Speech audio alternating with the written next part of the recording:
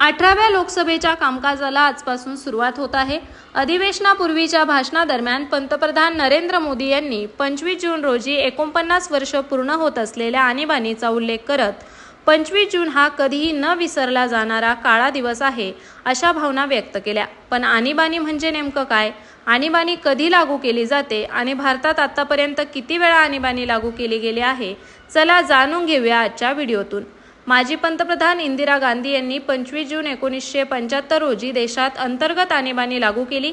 तत्कालीन राष्ट्रपती फखरुद्दीन अली अहमद यांनी घटनेच्या 352(1) कलमानुसार 25 जूनच्या रात्री आणीबाणीच्या मसुद्यावर स्वाक्षरी केली आणि सकाळी रेडिओवरून देशात आणीबाणी लागू झाल्याची घोषणा झाली।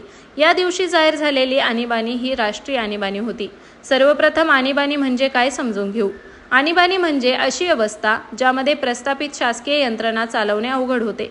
काही कारणांमुळे ही यंत्रणा कोलमडू लागते आणि सर्वाधिकार केंद्र सरकारकडे किंवा राष्ट्रपतींकडे जातात। अशा परिस्थितीला आणीबाणी असे म्हणतात। आणीबाणी लागू झाल्यानंतर संघराज्यात्मक रचनेचे रूपांतर एकात्मक रचनेत होते, म्हणजेच राज्य सरकारचे अधिकार संपुष्टात येऊन केंद्र सरकारला अमर्याद अधिकार प्राप्त होतात।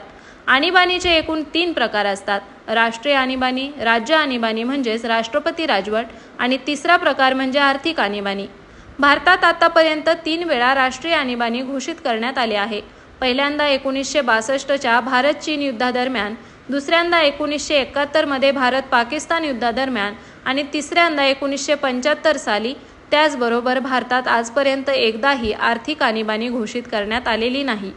तर व्हिडिओ आवडल्यास व्हिडिओला लाईक करा, शेअर करा आणि अशाच प्रकारच्या माहितीविषयक व्हिडिओ दररोज पाहण्यासाठी आमच्या स्प्रेड इट यूट्यूब चॅनलला नक्की सबस्क्राईब करा।